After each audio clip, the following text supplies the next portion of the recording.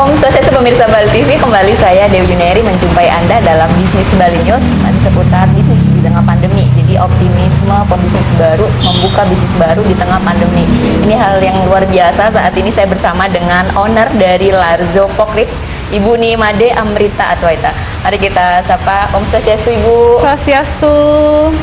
Silakan ya. Bagaimana kabarnya? Kabar baik. Baik, selalu sehat ya Bu ya. Sehat. Ya di tengah pandemi seperti memang sehat itu harus ya yang utama penting sekali. Ibu luar biasa membuka bisnis baru di tengah pandemi, itu tantangan banget sih Bu. Bagaimana Bu? Betul. Challenging ya, maksudnya saya sebelum buka juga banyak yang bilang jangan buka bisnis di masa pandemi gitu. Cuman kalau saya pikir sebenarnya tujuan yang paling utama lebih membantu, nggak usah jauh-jauh keluarga saya dulu yang dirumahkan atau saudara untuk bisa paling tidak nyari makan nggak susah gitu. Itu dulu gitu. Nah kalau misalnya tantangannya seperti apa ya nanti dihadapin, cuman sebenarnya pemikiran saya yang pertama itu. Ini buka bulan apa Bu? Saya buka tanggal 18 November 2020, jadi memang benar-benar di tengah pandemi gitu. Jadi bagaimana tantangannya buka pas di tengah pandemi saat banyak bisnis lain juga down dan drop? Tutup ya. Jadi saya itu buka sudah pasti ada bisnis plan-nya sebenarnya. Nah saya itu sebenarnya kalau misalnya ngomongin bisnis plan, saya punya waktu 3 bulan untuk paling tidak nyari pelanggan baru dengan promotion segala macam. Segala sesuatu saya pikirkan dengan matang sebenarnya gitu. Cuman ya memang kembali lagi ya, kondisi memang benar-benar menantang untuk saat ini ya. Cuman kalau saya pribadi sih menyerah bukan ada di kamu saya ya. Gitu. Artinya jangan menyerah ya, terus bergerak. Ibu, ini kan Pork Ribs memilih buka bisnis kuliner. Kenapa milihnya bisnis kuliner sedangkan masih banyak bisnis yang lain? Oke, kalau misalnya itu pemikirannya sederhana, yang sekarang masih survive di dalam kondisi seperti ini sudah pasti kuliner, karena itu merupakan salah satu bahan pokok ya, yang setiap hari orang pasti makan, gitu. Jadi kalau misalnya yang bisnis sekunder, kalau misalnya kita bilang aja orang yang dirumahkan, let's say gitu, mungkin mikir 1000 kali saat ini buat beli baju, beli sepatu, tapi kan makan itu harus, gitu. Jadi saya berpikir masih ada kesempatan untuk saya bisa survive di bisnis kuliner, gitu. Dan kenapa memilihnya Pork Ribs Bu? Kalau itu lebih ke subjektif ya. Jadi anak saya yang paling besar itu suka banget makan pork ribs. Jadi ya itu sih alasannya. Jadi karena dia hampir tiap minggu minta makan pork ribs, akhirnya kita bikin tempat makan yang tempat makan sendiri. Betul. Ya. Yang jadi sekarang kalau dia pengen, dia cuma tinggal Bu bungkusin. Tapi memang menu utamanya Pork Ribs. Ada menu pendukung lain itu Bu? Menu pendukung lainnya jelas ada. Hampir semua menu saya di sini best seller. Jadi artinya Pork Ribs memang yang utama, tetapi yang lainnya itu saya nggak punya menu yang nggak jalan istilahnya, gitu. Yang nomor 2 paling banyak diminati itu crispy pork belly. Jadi kalau orang Bali bilang sam-sam ya. Nah itu kita proses sedemikian rupa sehingga dia bumbunya meresap dan kulitnya crispy gitu. Nah kemudian yang ketiga itu hotdog. Saya pakai daging sosisnya premium. Rotinya juga sebenarnya roti untuk hotel karena fresh ya gitu, dan peminatnya juga banyak gitu. Bu Amrita, memang sebelumnya suka masak-masak dengan berbagai trial gitu, atau baru di pandemi ini pikiran untuk buka restoran rumah makanan? Sebenarnya yang pintar masak itu suami saya. Suami ya, support sistemnya ya. Jadi kalau misalnya di rumah yang pintar masak itu suami saya gitu. Cuman kalau misalnya masakan yang Indonesia atau internasional lebih saya gitu. Kalau suami lebih ke Bali. Nah kalau misalnya untuk pork ribsnya, bumbu semuanya suami saya yang buat. Luar biasa, jadi suami istri memang punya fashion ya. Betul.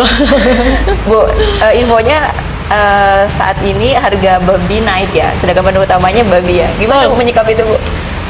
Ini buah si malakama ya. Kalau saya naikin harga, saya nggak dapet pelanggan. Kalau saya diemin, saya nggak dapat untung ya. Cuman karena saya baru buka, ya sementara saya memilih untuk nggak dapat untung dulu. Saya memilih untuk nggak dapat untung, tapi saya dikenal gitu. Jadi saya memang mentargetkan untuk bisa memenangkan pasar pork ribs di Denpasar gitu. Jadi saya pengennya orang Denpasar nih kalau mau makan pork ribs ingetnya Larso gitu. Nah di tengah pandemi ini amat sangat tidak mudah, tapi ya itu tantangannya. Ya. Gitu. Jadi tetap bertahan di harga yang sebelumnya ya. Masih tetap bertahan aja gitu. Betul. Dengan harapan mudah-mudahan segera turun ya harga segera babinya. Betul. Namanya unik, Larso. Ya. Kenapa terinspirasi dengan nama Larso, Bu? Kalau nama Larso itu saya dapetin, jadi saya bikin logonya dulu. Jadi logo itu saya buat sendiri. Saya bikin logonya dulu dengan konsep barbecue karena ini bakar. Nah, saya cari tuh kata-kata yang cocok sama logonya, gitu. Nah, kebetulan dapat kata Larso ini yang artinya kemenangan, yang sama dengan arti nama anak saya yang pertama, Ananta Wijaya, juga artinya kemenangan. Jadi saya pikir cocok, dan untuk vision kita mau memenangkan pork ribs di Denpasar itu juga. Jadi memang sudah core-nya kita pengen menang nih. Gitu. Match ya sama namanya. Ya Bu, jadi saat ini memang situasi sulit ya, tidak hanya kita saja tapi memang dunia merasakan. Betul. Jadi bagaimana sih Bu strategi untuk tetap bisa survive di tengah pandemi? Kalau misalnya saya ngomong untuk bisnis kuliner ya, untuk bisnis kuliner tentu saja membangun pelanggan itu tidak mudah, cuman kita tetap terus berusaha.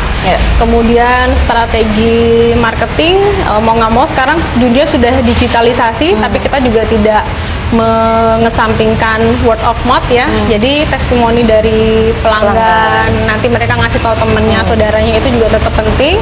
Kualitas makanan dijaga. Kemudian kalau di kondisi seperti ini ya kita agak sulit mendapatkan pemasukan, otomatis pengeluaran juga harus benar-benar dijaga gitu. Ditekan, jadi ya.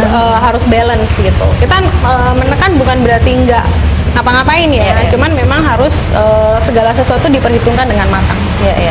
Bu, jadi tadi kan harga daging naik ya, sedangkan harga tetap mengurangi kualitas atau ukuran dari menu tidak ya? Nggak, kita nggak mengurangi kualitas, kita tidak mengurangi menu, karena memang sekarang target kita adalah menambah pelanggan sebanyak-banyaknya. Kalau segmennya kemana sih Bu? Segmennya kita ini lucu nih, awal buka saya mentargetkan anak muda. Iya. Tapi ternyata setelah berjalan 1 bulan, family, keluarga yang banyak datang, gitu. Jadi akhirnya saya switch, kita targetkan ke family. Apa yang ditawarkan kepada customer agar mereka itu repeat order gitu? Yang sudah pasti makanannya harus enak. Itu yang jaga kualitas. Betul, itu yang nomor 1 gitu. Jadi, dan saya kalau di sini saya selalu tanya feedback konsumen saya, pelanggan saya, gimana rasa makanannya gitu. Dan itu selalu saya jadikan feedback. Apakah memang terjaga atau bagaimana? Artinya terbuka terhadap masukan ya Bu? Betul, harus. Nah, di situasi seperti ini kita masih dalam himbauan untuk PPKM. Ini tentu mempengaruhi ya Bu. Bagaimana dengan sangat berpengaruh. Sangat berpengaruh ya. Jadi kalau misalnya tadi saya sempat bilang saya punya target 3 bulan untuk bisa dikenal luas. Grafik sebenarnya dari awal buka cukup baik, tapi kemarin start PPKM itu saya langsung drop lumayan jauh. Nah ini tantangannya tersendiri nih, challenging banget gitu. Kalau biasanya saya pakai beberapa strategi di online digital, hasilnya tuh cepet ya. Nah PPKM ini susah. Jadi saya istilahnya kalau saya bilang ini senjata saya keluarin semua, cuman hasilnya nggak terlalu tampak gitu. Jadi kalau misalnya, tapi kalau saya tanya teman-teman yang bisnis juga, ya sabar sudah. Ikhlasnya yang mungkin masih belum. Keberatan nggak sih Bu adanya PPKM ini? Kalau saya iya, Keberatan ya? Kalau saya keberatan. Sebagai pelaku usaha, saya keberatan. Saya tuh sebenarnya nggak muluk-muluk ya. Untuk saat ini saya bisa bayar gaji aja, saya udah syukur gitu. Cuman ini kan dualisme ya antara kesehatan dan ekonomi. Yang sebenarnya kalau menurut saya ini bisa berjalan beriringan. Gitu. Kalau menurut saya. Harapan kepada pemerintah apa, Bu? Harapan kepada pemerintah ya dipikirkan lagi gitu loh. Maksudnya kalau misalnya pegawai, saya saudara berlima, 4 saudara saya semuanya pegawai gitu. Jadi artinya mungkin tidak terlalu signifikan ada pengaruh pada saat setiap bulan terima gaji ya. Cuman kalau misalnya yang berusaha day to day itu amat sangat berpengaruh. Jadi ya coba dipikirkan lagi strategi yang lain yang memang cocok match dengan kehidupan kita di Bali gitu, terutama di Denpasar. Iya. Itu kan nggak bisa strategi yang diterapkan di tempat lain diterapkan di sini akan 100% cocok, itu kan nggak bisa gitu. Nah, sebagai pengambil kebijakan mungkin lebih banyak research lagi di bawah itu seperti apa dan sebaiknya bagaimana untuk menangani pandemi ini. Ya, ada masukan nggak, Bu, solusi untuk pemerintah nih mungkin? Kalau saya mungkin mengkhususkan Denpasar ya, gitu. Saya mengkhususkan Denpasar. Kalau misalnya yang memang tidak mematuhi peraturan ditindak tegas silahkan, itu persepsi saya gitu. Tetapi kalau misalnya untuk menjalankan roda perekonomian itu memang harus dijalankan juga. Dalam arti misalnya kalau saya bilang Denpasar tempat yang rame sampai menggerombol orang bisa dihitung dengan jari sebenarnya gitu. Sementara kalau misalnya yang pelaku usaha kecil nyari konsumen aja susah, apalagi konsumen menggerombol kan nggak ada gitu loh. Nah sekarang kalau yang menggerombol itu cuma 5-10%, kenapa yang 95% yang jadi korban untuk diberlakukan hal yang sama itu. Jadi kalau misalnya memang sudah tahu nih si tempat ABC yang memang menggerombol ya silahkan ditindak gitu. Tapi kan kita lihat ya orang untuk keluar beli makan belanja aja uangnya mungkin limited untuk saat ini. Gitu. Semoga sampai ke pemerintah ya, Bu. Siap. Bu, jadi bagaimana untuk di situasi seperti ini penerapan protokol kesehatan di Larzo bagaimana? Kita sudah dari awal menerapkan protokol ya. Bahkan di Instagram kita selalu sounding bahwa kita tempat cuci tangan kita sediakan di depan. Jadi begitu masuk silakan cuci tangan dulu. Kemudian masker wajib. Kalau makan boleh dilepas, kemudian untuk pengaturan tempat duduk juga istilahnya kita nggak yang dempet-dempetan seperti itu. Ya, artinya sudah menerapkan protokol kesehatan. Sudah gitu. Saya termasuk yang sangat concern sebenarnya terhadap hal itu gitu. Kalau misalnya ngelewatin pandemi ini karena sebenarnya saya punya penyakit bawaan juga gitu. Jadi dari awal pandemi saya sudah memang benar-benar strict untuk masalah protokol kesehatan. Iya. Sudah menerapkan ya, Bu, dan mengimbaukan kepada seluruh pelanggan. Betul. Bu Amrita, mungkin terakhir motivasi kepada teman-teman pelaku bisnis ya di situasi pandemi seperti ini banyak mereka yang mungkin down itu. Silakan, Bu. Yang pertama jangan menyerah. Itu saja dulu dipegang. Situasi sulit untuk kita semua betul gitu. Tetapi kita juga punya daya pikiran yang kita harus gunakan untuk berkreasi semaksimal mungkin gitu. Jadi kalau misalnya kita bilang kita buat strategi A belum, ya kita pikirkan lagi strategi B, strategi C, strategi D. Pokoknya jangan menyerah, itu aja. Jangan menyerah. Betul. Badai pasti berlalu. Jadi tetap semangat. Kita semua bisa melewati pandemi ini. Semoga kita semua bisa melewati pandemi ini. Betul. Baik, Ibu Amrita, terima kasih banyak informasinya. Sehat-sehat ya, Bu. Terima kasih. Ya. Baik, pemirsa, demikian tadi wawancara kami bersama dengan Ibu Nimade Amrita Atwaita, owner dari Larzo Pork Ribs. Sekian bisnis Bali kali ini. Terima kasih atas perhatian Anda. Saya Dewi Neri. Sampai jumpa. Om Santi, Santi, Santi Om.